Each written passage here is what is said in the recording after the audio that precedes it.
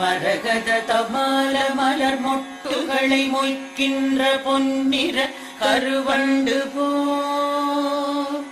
மாதவன் மார்பினில் வாசம் புரிந்தங்கு மெய்சிலிர் பேற்றும் விழிகள் மரகத தமால மலர் மொட்டுகளை மொய்க்கின்ற பொன்னிற கருவண்டு போல்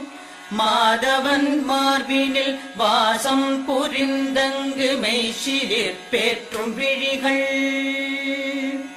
பரவும் பல்வடிவத்தின் செல்வ வளமாகிடும் திருமகளின் அழகு விழிகள்